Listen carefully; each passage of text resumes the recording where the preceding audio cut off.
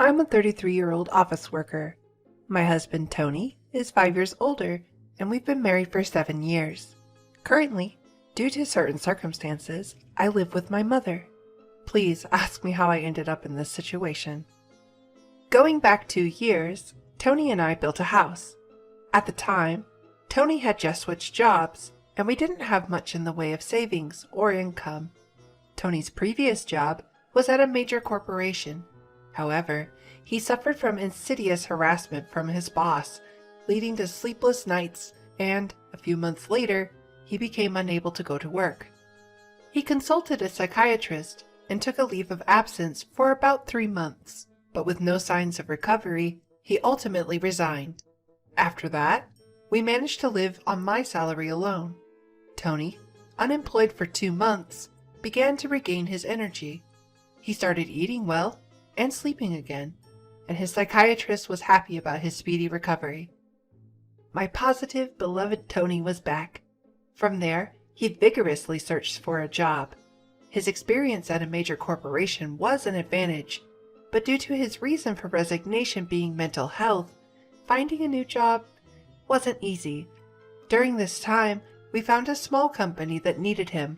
His salary was about 2/3 of what he used to earn, but seeing his eyes shine as he said, "It's way better than being jobless. Let's do this," it made me happy. Moreover, it was in the field that he wanted. We wanted to have children, but it was clear that life would become difficult if I stopped working. As a result, and because I also loved my job, we gave up on having children. At the time, we didn't think about building a house as it was just the two of us. However, a cloud overshadowed our peaceful life. My mother, Karen, became paralyzed due to a traffic accident and had to live in a wheelchair. Since my father passed away when I was in middle school, Karen had been living alone. Our family home was an old house. It was far from being wheelchair friendly, with many steps. Tony then suggested, "I'm worried, let's live together." Karen and I were surprised, but I loved this kind of unexpected kindness from Tony.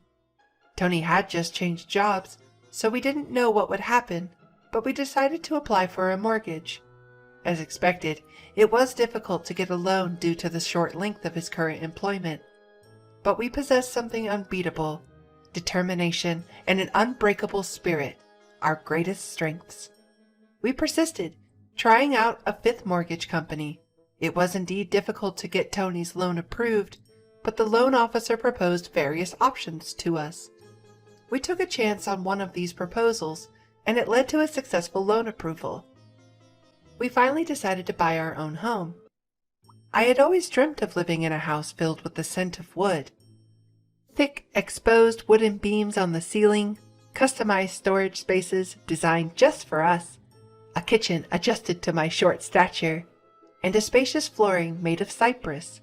Of course, it is a barrier-free single-story house.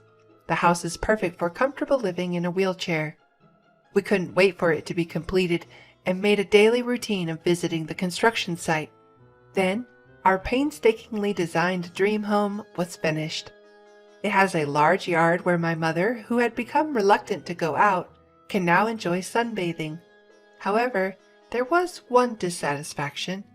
The land on which we built was given to us by Tony's grandfather. Tony's family wasn't particularly rich, but his grandfather adored him. But then, Tony's grandfather was suddenly diagnosed with cancer. Upon learning of his illness, he began to distribute his assets. Tony received the largest plot of land, as per his grandfather's wishes. It felt like winning the lottery, but there was a major catch. The land was just a 5-minute walk from Tony's family home. When we told them that my mother would be moving in with us, Tony's sister laughed and said, "Why is your mother moving in too? How shameless is your family! I knew marrying a strange woman like you would cause trouble." Tony's mother also snidely remarked, "Isn't it awful for my son to be dragged into caring for the elderly? Aren't you some kind of curse?" Even during these times, Tony defended my mother and me, saying, "It's the land that Grandpa gave me. There's no reason for anyone to complain." Tony's mother and sister are quite malicious, almost world-class. I think it's a miracle that such a kind person like Tony was raised in that family. To me, he's like a beautiful lotus flower blooming out of the mud. Tony always said about his family, "I have two great examples of what not to be at home." But I'm sure the reason Tony's grandfather gave us this land was probably because he wanted us to look after his mother in her old age. He also had other properties and gave Tony's sister a parking lot located 10 minutes walk from their family home. In terms of size, it's about 2/3 of the land that Tony received.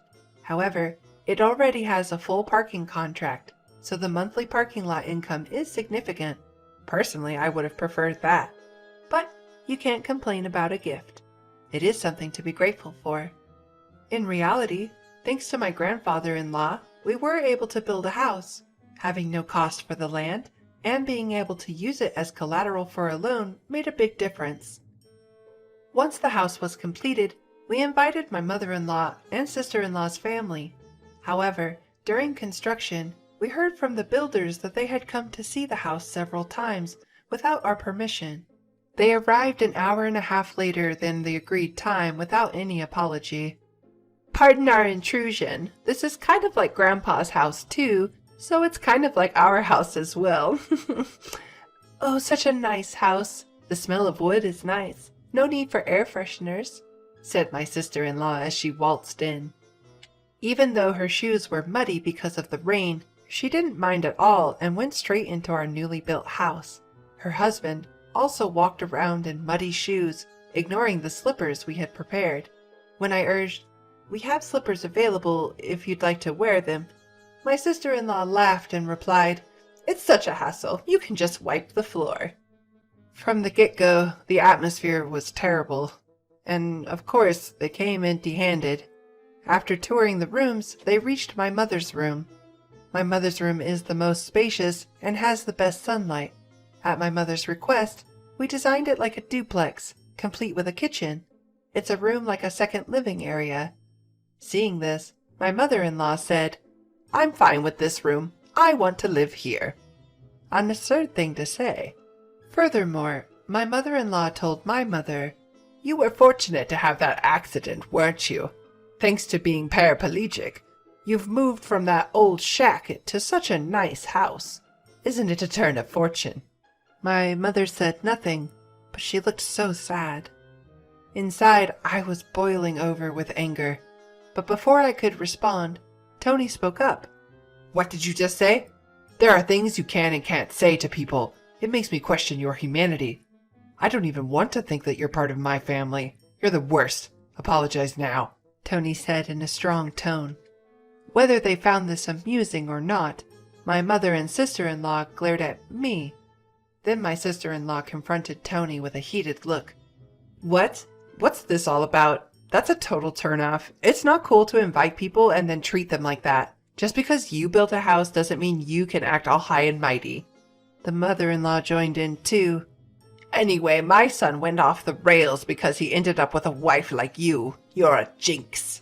Tony didn't stay silent either.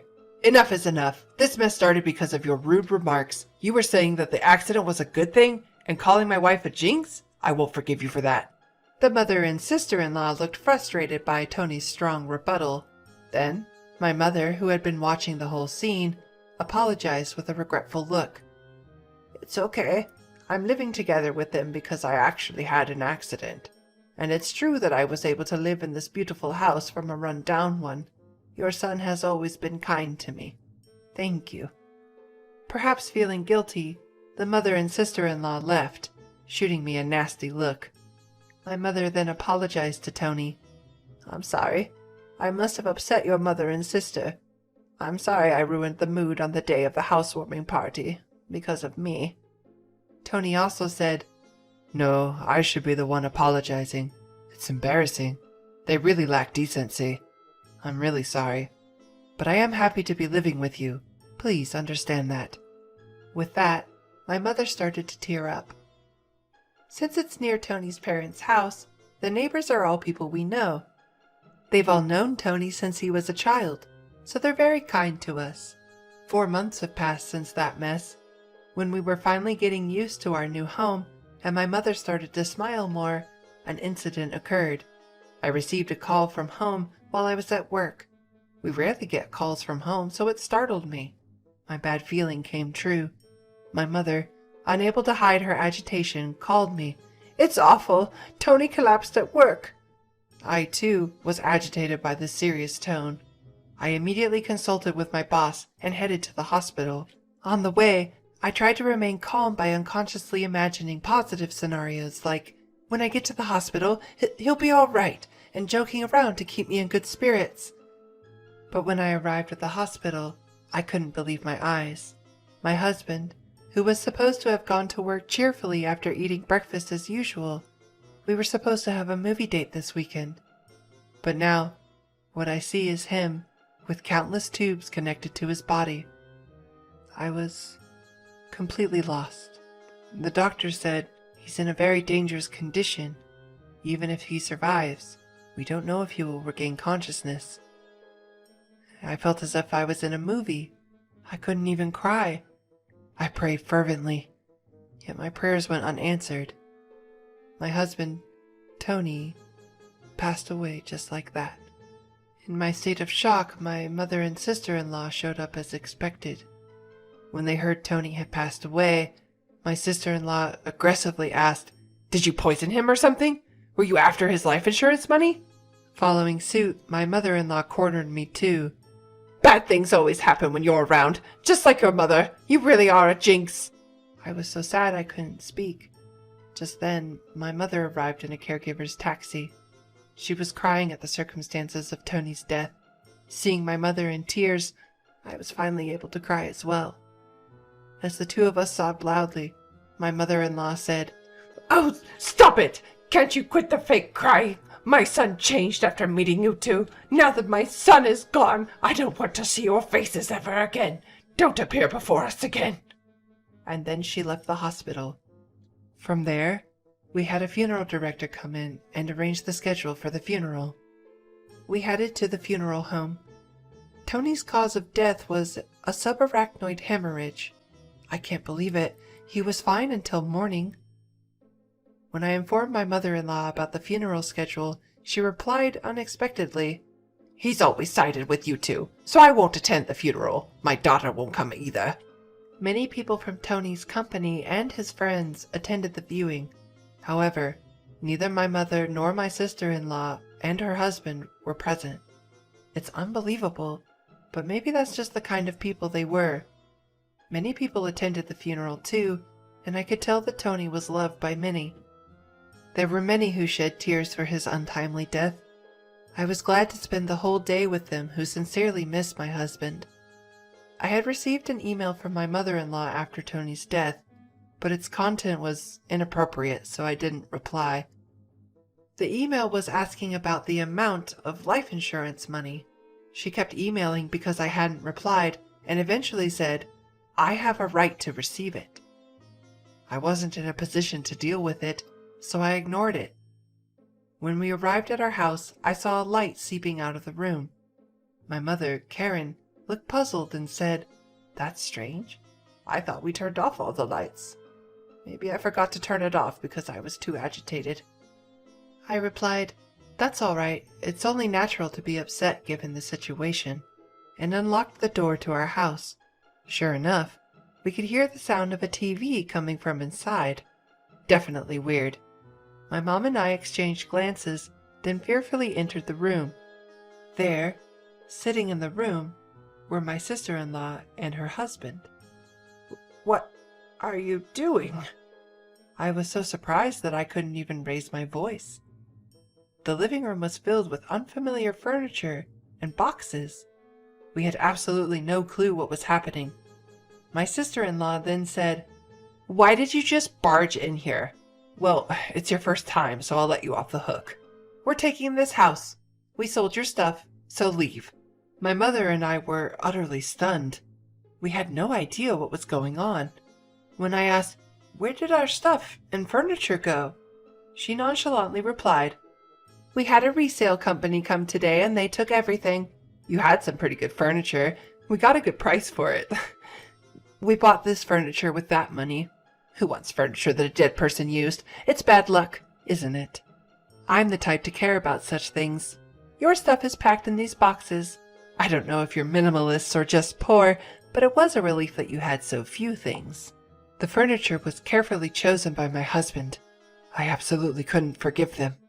My mom was also furious, her face turning beet red, but she was too shocked to reply.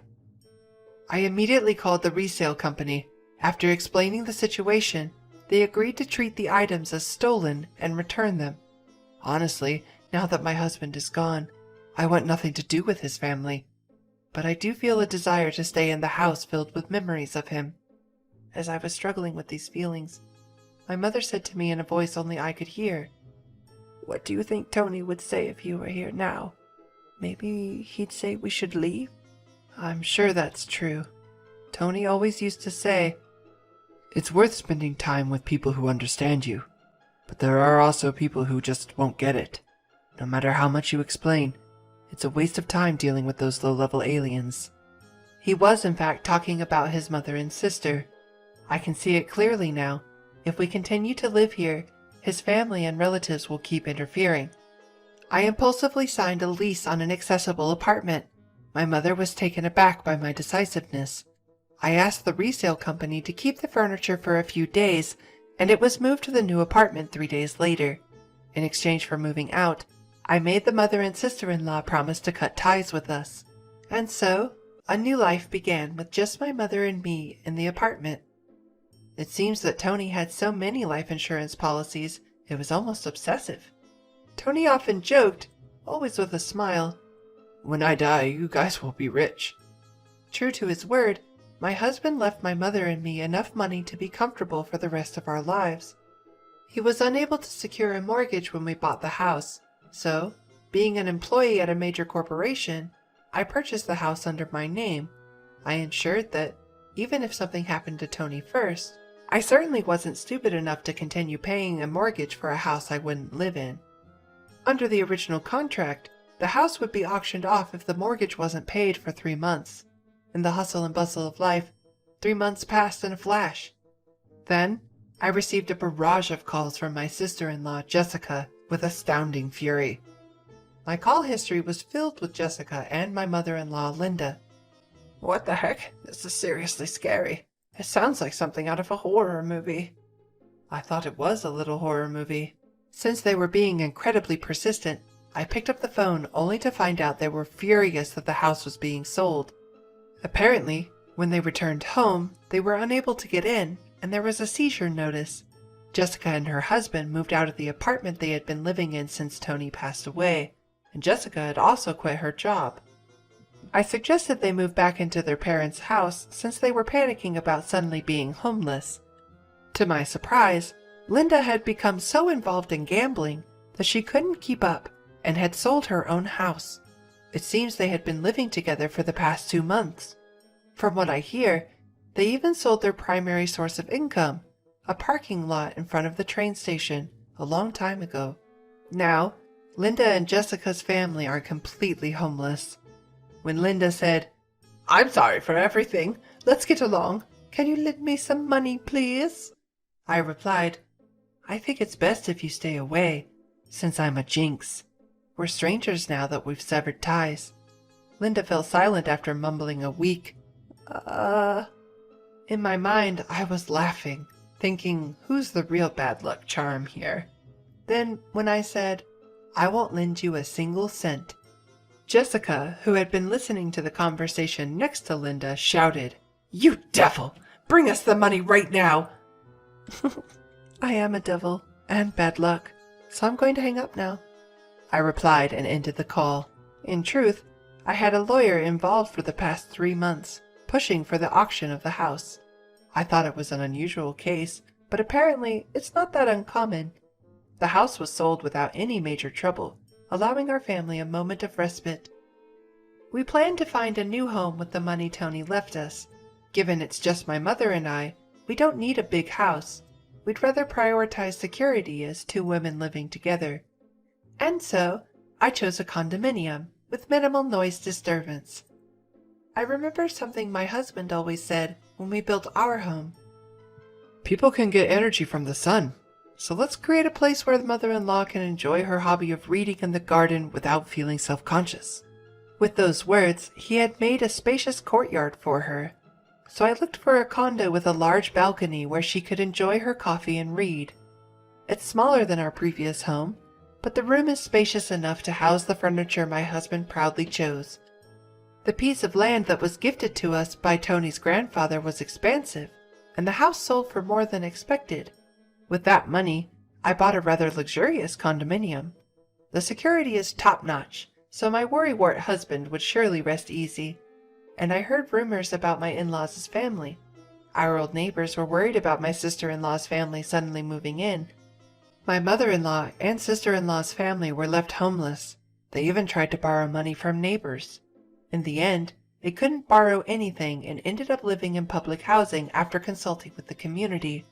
But they're stubborn people, so it seems the trouble never ends. From what I've heard, they caused a commotion by having a barbecue on their small balcony. Their thoughtless actions must have shocked the locals. And whether it's due to a lack of money or just frustration, they seem to have loud arguments every night. People are saying they're causing such a racket that it sounds like things are being thrown around. My sister-in-law's husband left a long time ago, and now it's just her and Linda living together. It's quite the contrast to my peaceful life with my mother, although we're both two-member households. It seems that the neighbors are banding together to try to get this nuisance family evicted. No matter where you go, if you're a nuisance, people won't welcome you. And what goes around comes around. I just want to live peacefully and quietly, estranged from my embarrassing family. I believe that Tony is surely watching over us. From now on, I plan to live my life without causing trouble to others, and do my best to live not just for myself, but for Tony as well.